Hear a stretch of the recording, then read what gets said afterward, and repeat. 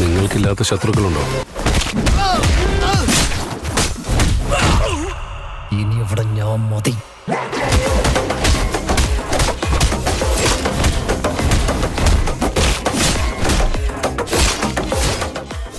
Hai everyone, welcome to Ombre Wax Story. Semoga kalian sehat selalu dan diberikan rezeki yang berkah ya. Kali ini Om akan membahas cerita film action yang berjudul Marco, keluaran tahun 2024.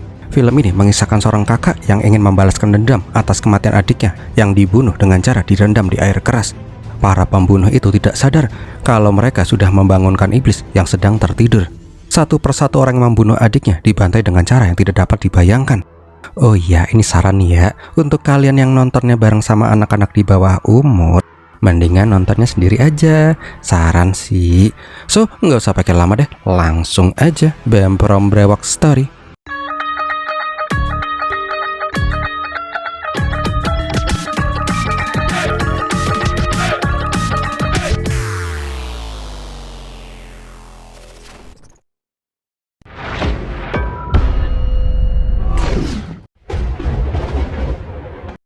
Awal kisah kita diperlihatkan sebuah tempat tarung bebas underground. Semua orang pun bertaruh untuk jagoan mereka masing-masing. Salah satu yang menonton di pertarungan ilegal itu adalah seorang cowok buta yang bernama Victor the Peter. Buta tapi kok nonton, ya wis lah. Tak lama kemudian Victor pun dihampiri temannya yang bernama Wasim. Setelah menonton pertandingan, Wasim pun ditelepon oleh kakaknya yang bernama Tarik. Intinya sih Tarik itu tidak suka melihat adiknya keluar dari geng. Wasim itu tidak ingin mengikuti jejak kakaknya yang seorang bisnismen yang salah jalur. Dari perusahaan farmasinya, Tarik malah menyelundupkan obat-obat terlarang dari luar negeri. Intinya sih Wasim itu pengen bekerja dengan halal biar bisa naik haji setiap tahun.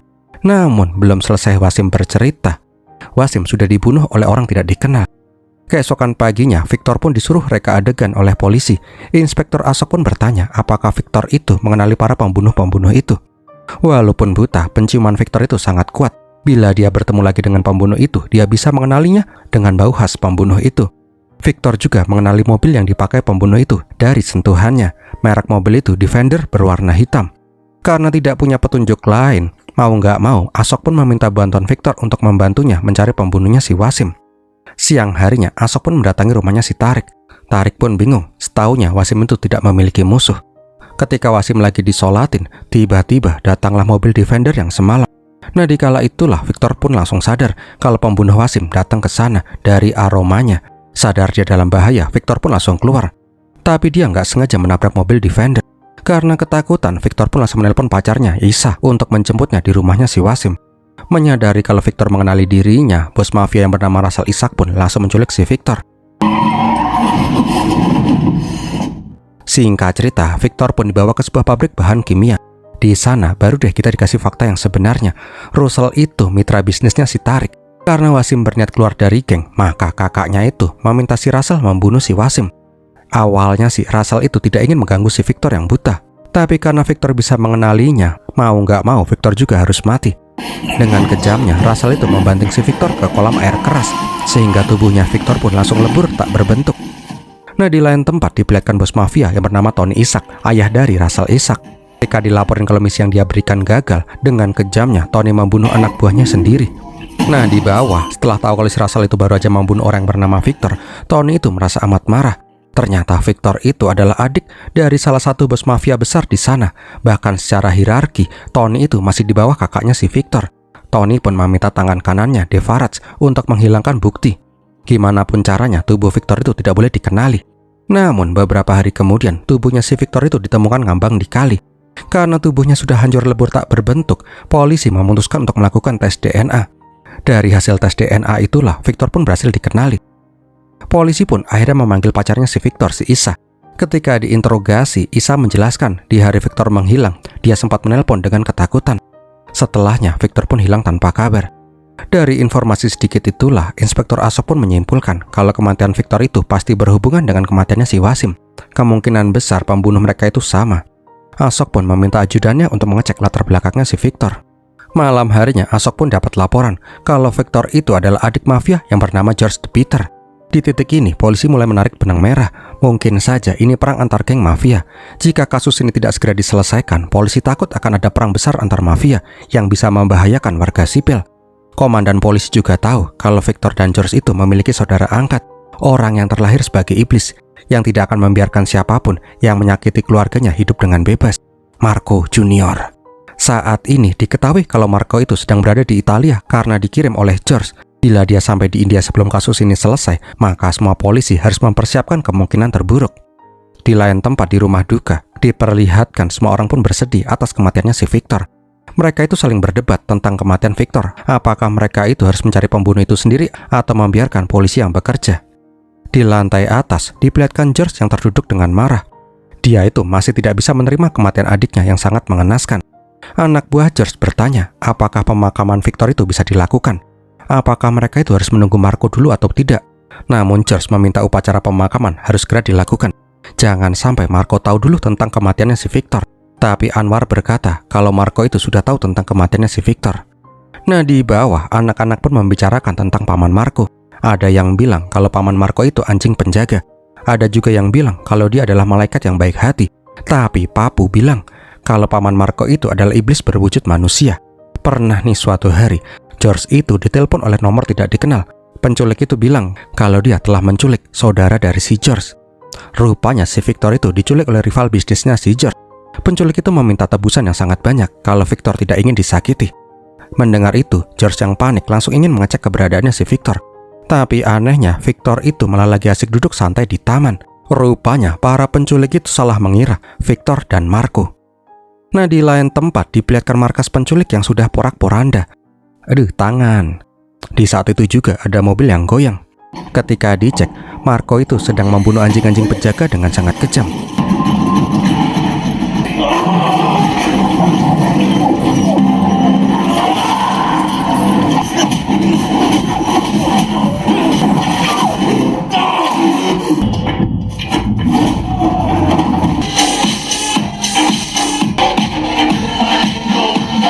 Lah, dia yang ngebantai, dia yang muntah. Marco pun berkata kalau dia juga punya anjing di rumah, jadi dia itu agak mual pas membunuh anjing. Tapi tenang, dia nggak akan muntah kalau membunuh manusia. Nggak pakai babi bu, Marco pun langsung membantai semua orang di ruangan itu sampai tidak tersisa.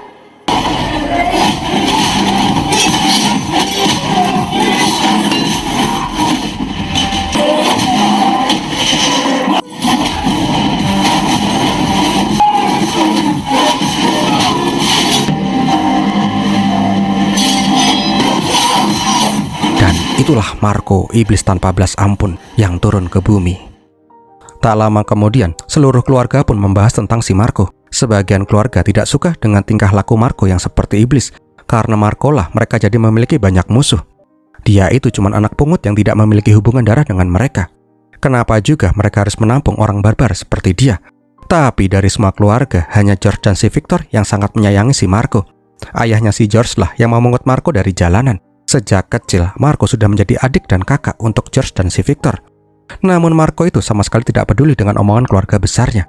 Asalkan Victor dan George masih sayang sama dia, itu sudah sangat cukup. Untuk Marco, Victor itu merupakan adik yang sangat dia sayangi lebih dari apapun. Sedangkan George, dia adalah sosok kakak yang apapun perintahnya akan Marco turuti. Kembali lagi ke masa kini. Di gereja, acara pemakaman untuk Victor pun dilakukan. Semua bos mafia pun datang ke sana, termasuk si Tony. Tapi tak lama kemudian, datanglah sosok yang menggunakan jas hitam masuk ke dalam gereja. Marco. Di saat Marco datang, semua mata pun tertuju ke arahnya. Di saat itu, Marco pun langsung mengambil mic dan berpidato. Marco langsung mengambil mic dan berpidato.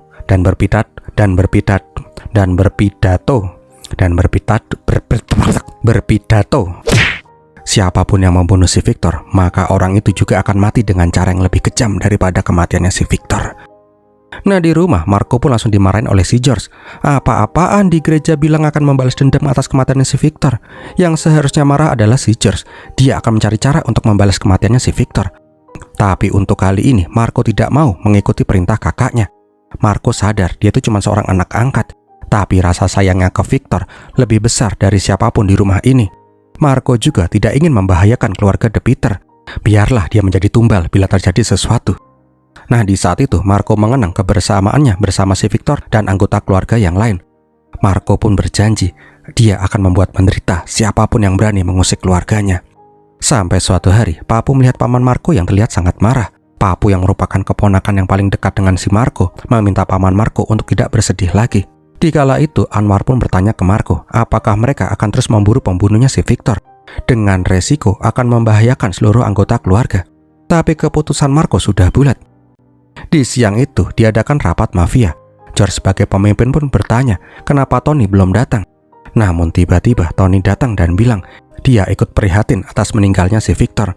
Tony akan membentuk tim khusus yang akan mengusut kematiannya si Victor. Siapapun yang berani menyentuh geng mafia mereka akan mendapatkan balasan yang setimpal. Tony juga memperkenalkan Russell kepada bos mafia yang lain. Tony itu menunjuk si Russell sebagai ketua tim investigasi kematiannya si Victor. Bos mafia Ubanan Prasad juga setuju dengan usulannya si Tony. Tapi mereka semua langsung terdiam ketika Marco datang ke rapat. Marco berkata dia berterima kasih atas usulannya si Tony. Tapi tugas memburu siapa yang membunuh adiknya akan menjadi tugasnya si Marco.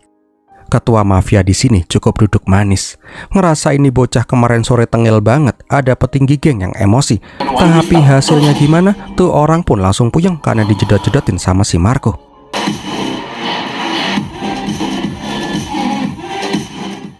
Keesokan harinya diperlihatkan polisi mendatangi James, pemilik area tarung underground. Polisi pun meminta rekaman CCTV di hari kematian Wasem mati. Tapi semua rekaman CCTV itu sudah dihapus oleh seseorang. Nah, di lain tempat, Tony pun menemui si Tarik. Yang intinya sih, Tarik itu disuruh tutup mulut bila si Marco itu mendatanginya. Kalau sampai Marco tahu siapa dalang atas kematian Victor dan si Wasim, maka si Tarik juga akan ikutan mati. Berjalannya waktu, George dan si Marco pun mulai menjalankan misi balas dendam. Mereka mulai membunuh satu persatu geng saingan mereka yang diduga ikut terlibat dalam kematian si Victor.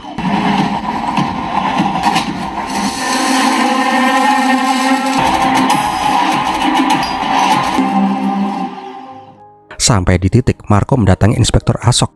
Dari Inspektur Asok lah Marco mendapatkan beberapa petunjuk, termasuk kemungkinan kalau kematian Wasim dan si Victor itu dilakukan oleh satu orang. Tak lama kemudian Marco ditemani si Russell mendatangi si Tarik. Tapi karena sudah diancam oleh si Tony, Tarik pun menutup-nutupin fakta yang sebenarnya. Karena buntu, Marco dan yang lain pun mendatangi arena tarung underground.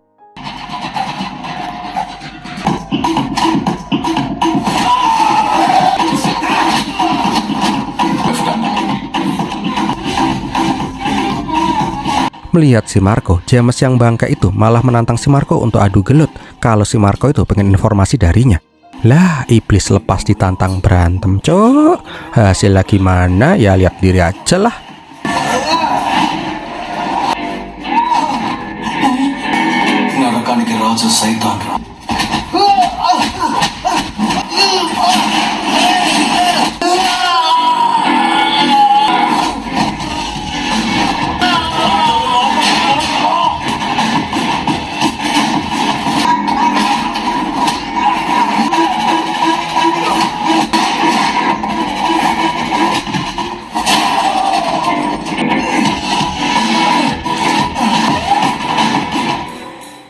Setelah dibuat babak belur, James pun menceritakan kejadian di malam itu. Namun, karena sebelumnya sudah diancam oleh si Russell, James tidak memberitahu orang yang membunuh si Wasim. Dia cuma memberitahu ciri-ciri orang itu. Karena Marco sudah semakin mendekati dengan fakta yang sebenarnya, Tony pun mengambil keputusan gila. Mereka akan membunuh si George dan mengambil alih geng mafia. Tony juga akan menghasut kepala geng yang lain dengan emas. Bila George mati, maka mereka akan dengan mudah mengendalikan geng sesuka hati mereka. Nah, di saat George ingin pergi ke suatu tempat, Dave itu malah masuk ke dalam mobilnya si George. Di tengah jalan, Dave langsung menghujamkan pisaunya ke tubuhnya si George berkali-kali.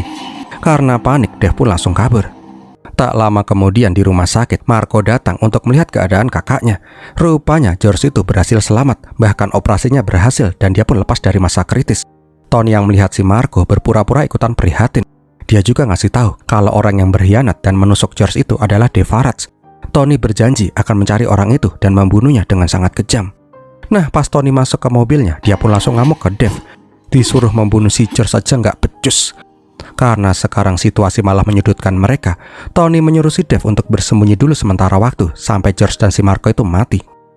Namun di tempat lain, sesuatu yang tidak diduga oleh si Tony CS malah mendatangi Inspektur Asok.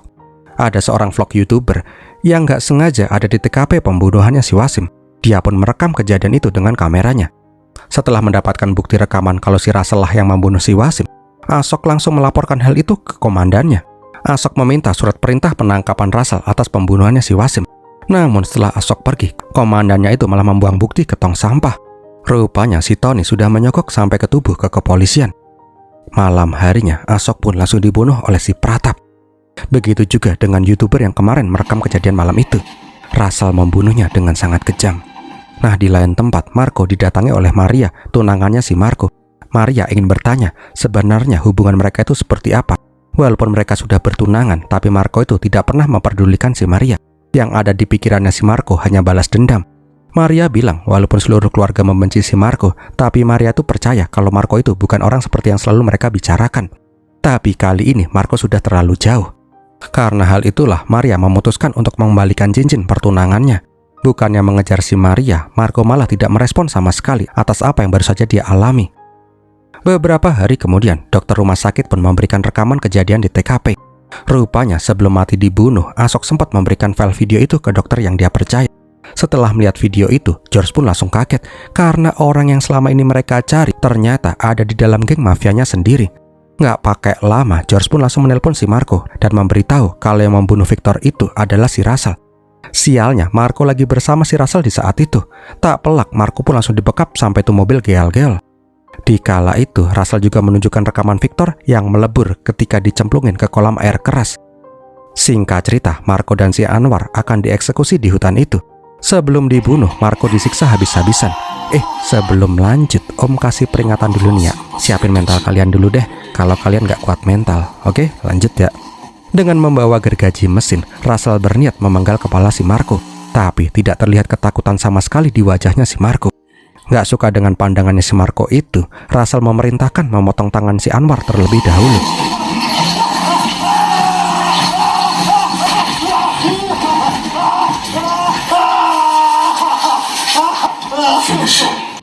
Setelahnya, dia memerintahkan membunuh si Marco. Tapi mereka semua tidak tahu kalau yang mereka hadapi itu adalah iblis yang turun ke bumi.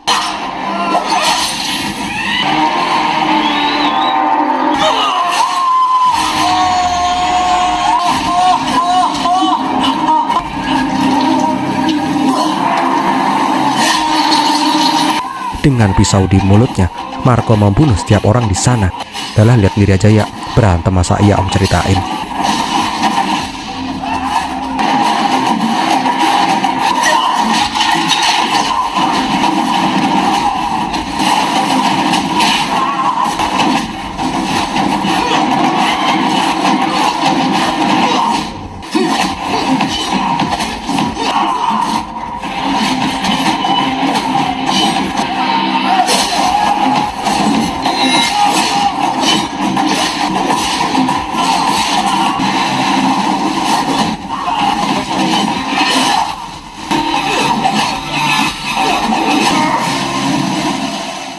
Setelah mengalahkan semua orang, Marco memapah Anwar ke dalam mobil. Dia bertanya berkali-kali, apakah Anwar itu merasa sakit? Ya lu pikir aja bos, tangan digergaji mesin gimana rasanya cuk?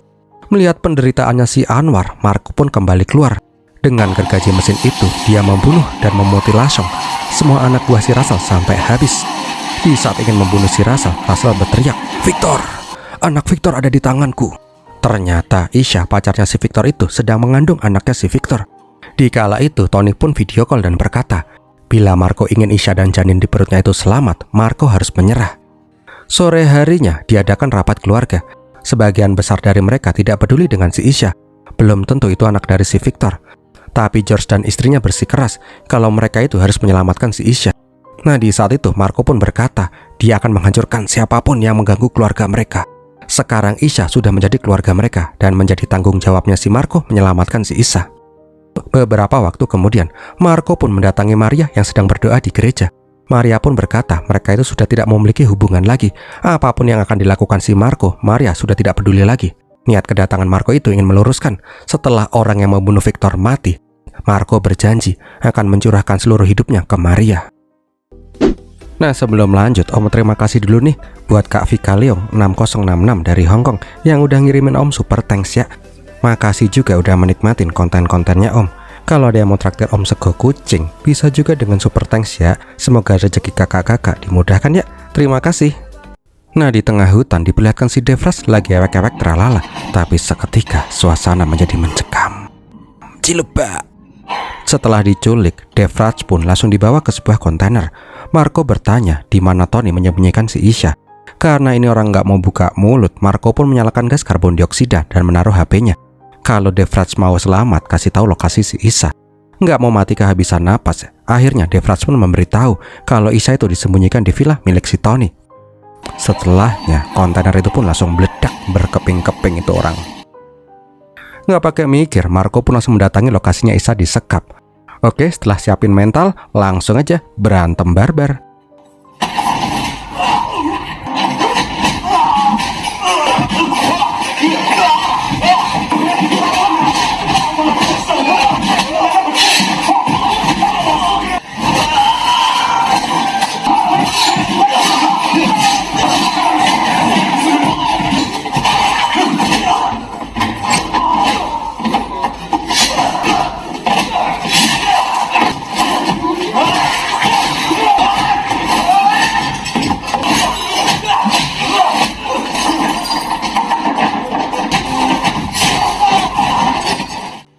Setelah membantai semua orang di sana, Marco melihat ada seorang cewek yang malah lagi sebat di atas loteng. Rupanya itu bukan si Isha. Tony sadar kalau Devras itu pasti bakalan cepu. Makanya dia menyembunyikan si Isha di tempat lain. Tony memberi pilihan damai. Biarkan mereka bebas, serahkan kepemimpinannya si George ke tangan Tony, maka si Isha tidak akan disakiti. Beberapa jam kemudian diperlihatkan si Russell yang menyandra si Isha. Nah, dikala itu Marco ditemanin sama si Anwar datang ke sana. Dengan membawa sebuah koper, Marco langsung memberikan koper itu ke Russell.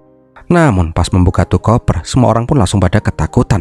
Rupanya sebelum ini Marco itu tidak menerima tawarannya si Tony.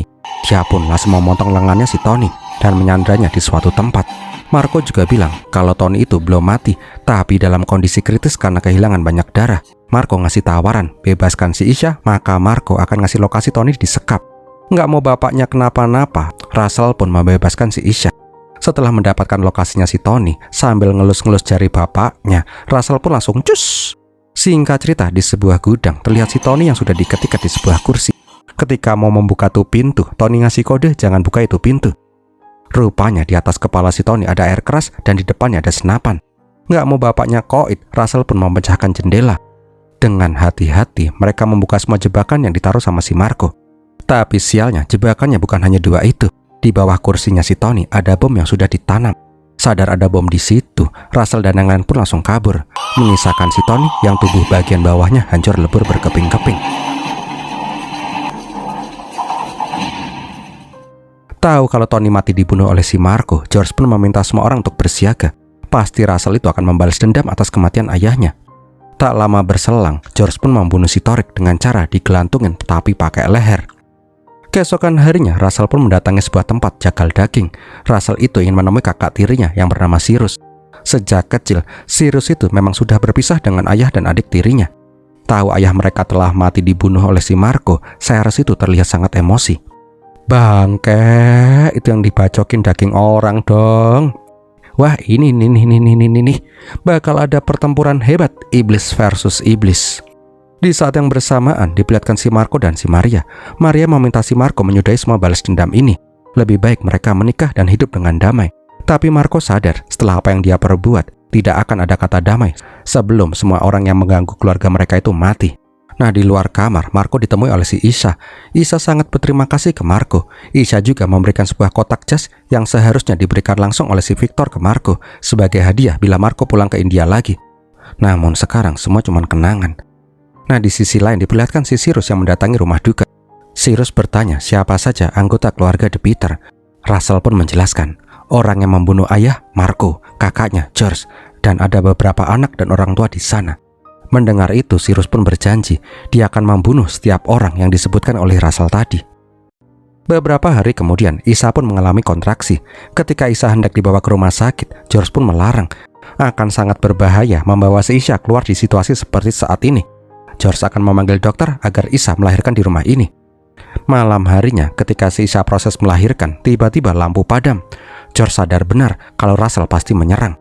Dikala itu, George akan menjaga pintu depan dan menyuruh si Marco melindungi semua orang. Awalnya sih Marco menolak perintah kakaknya, tapi karena terus dipaksa, Marco akhirnya mengikuti perintah si George. Setelah menyembunyikan semua anak-anak, George menarik Maria dan disembunyikan di lemari. Singkat cerita, pasukan Russell yang menyerang pun langsung dibantai oleh Marco dan George.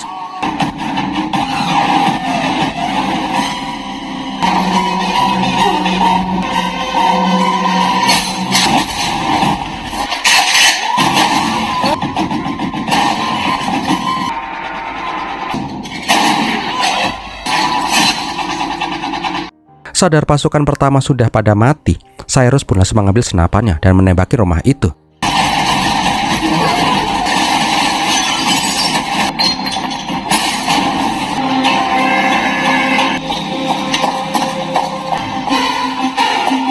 Sialnya, Marco dan George berhasil ditangkap.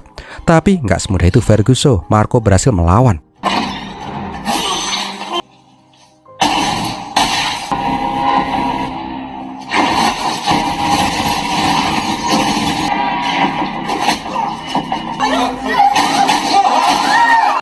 Namun naasnya, pasukan Cyrus berhasil menemukan lokasi keluarga The Peter bersembunyi. Di saat Marco duel one by one dengan si Cyrus, dengan kejamnya satu persatu keluarga The Peter dibantai habis.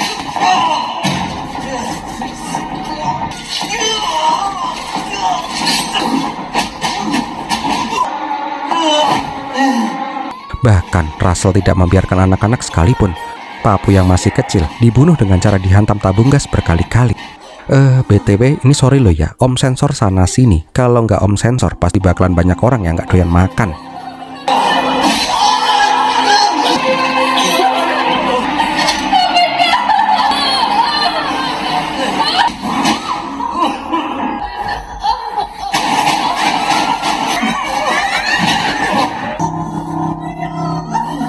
Melihat semua anggota keluarga mati, Marco yang tidak berdaya tidak bisa melakukan apapun.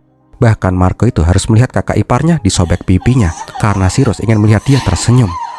Ketika hendak membunuh si Maria, Cyrus mendengar suara arangan Isha yang sedang melahirkan. Alhasil, perhatian Cyrus pun tertuju ke Isha. Di ruangan bersalin, Cyrus langsung membunuh semua suster dan dokter di sana. Yang lebih kejamnya lagi, Cyrus mendorong perutnya si Isha sampai cabang bayi itu keluar dengan paksa. Setelahnya, mulut Isha pun langsung ditusuk dengan pisau hingga dia tewas. Dengan membawa bayi Isha yang masih berlumuran darah, Cyrus terlihat tersenyum puas. Maria yang melihat itu memohon agar jangan bunuh bayi itu, namun Maria langsung ditusuk berkali-kali hingga tewas. Cyrus pun berujar ke Marco, dia tidak akan membunuh Marco di sini.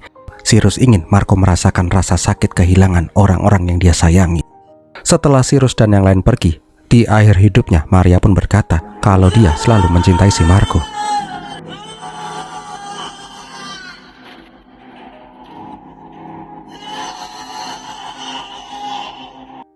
Melihat semua kegilaan ini, George yang sekarat pun meminta Marco untuk tidak menahan diri lagi. Lepaskanlah iblis dalam tubuhnya si Marco, biar mereka bisa melihat neraka yang sebenarnya. Buat mereka menyesal telah dilahirkan. Di lain tempat, diperlihatkan si Cyrus mendatangi pabrik kimia milik si Tony sambil menenteng cabang bayi. Sedangkan Marco membasuh tubuhnya yang penuh darah dan menjahit semua luka-lukanya seorang diri. Setelahnya, dia mengenakan jas pemberiannya si Victor. Sekarang tujuannya cuma satu, membalas dendam kematian semua keluarga yang sangat dia sayangi. Dengan mengikuti anjing kesayangannya si Victor, Marco bisa menemukan lokasinya si Cyrus. Dikala itu semua orang pun bingung, ini anjing masuk dari mana ya? Dan seketika, Marco menerobos masuk. Sambil menenteng kepala, Marco langsung menantang si Cyrus dan si Russell untuk pertempuran sampai mati. Lihat diri aja ya.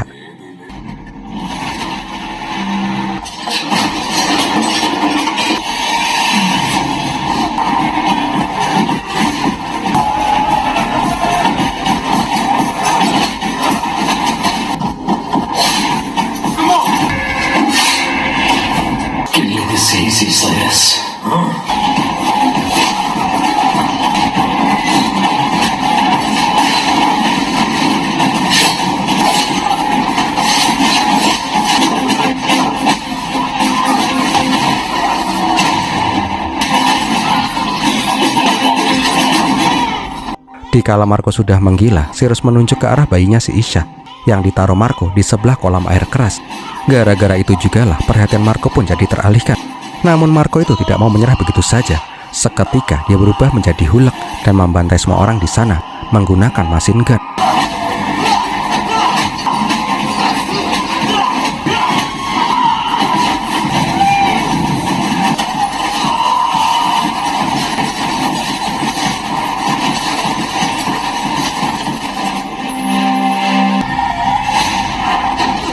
Di saat hendak menyelamatkan bayi, Marco malah dikaplok pakai palu godam. Tak pelak terjadi pertempuran epik antara Marco dan kedua saudara bangke.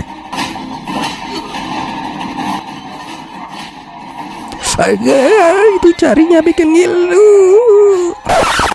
Sambil menyiksa si Russell, Marco mengingat-ingat kematian keluarganya yang dibunuh oleh si Russell dan si Cyrus. Sekarang gilirannya si Marco, dia pun mencabut jantungnya si Russell hidup-hidup. Sadar kalau Marco adalah iblis yang sebenarnya, Cyrus yang ketakutan mengancam akan membuang bayi itu ke kolam air keras. Tapi dengan sekali tebas, kepala Cyrus pun putus dan Marco berhasil menyelamatkan bayi itu. Di akhir film, Marco berjanji akan menjaga bayinya si Victor dan diperlihatkan sosok arwah Victor yang berjalan menuju Nirwana. Dan filmnya pun berakhir. Wow, ada yang nyempil dikit ternyata. Beberapa tahun kemudian diperlihatkan si Marco dan anak bayi yang sekarang sudah beranjak gede. Namun tiba-tiba ada rombongan mobil yang menghampiri mereka. Seketika itu juga tuh bocah juga hilang entah kemana. Dan filmnya pun bersambung. Oh cangkrek, ini film action yang paling keren yang pernah Om rekap. Menurut Om sih ya, ini rate-nya film India. Banyak banget adegan yang harus Om cut atau Om sensor. Kalau enggak pasti banyak yang bakalan muntah. So, kalau kalian suka silahkan like, komen, dan share. Jangan lupa subscribe. Kalau ada yang mau support, Om bisa dengan super thanks ya. Terus kalau ada yang mau belanja-belanja pakai Shopee, juga bisa cek di keranjang yang udah Om siapkan. Om bakal terima kasih banget. Terima kasih juga udah nonton sampai di detik ini. Om Brewoks pamit dulu dan Pirmilatiin.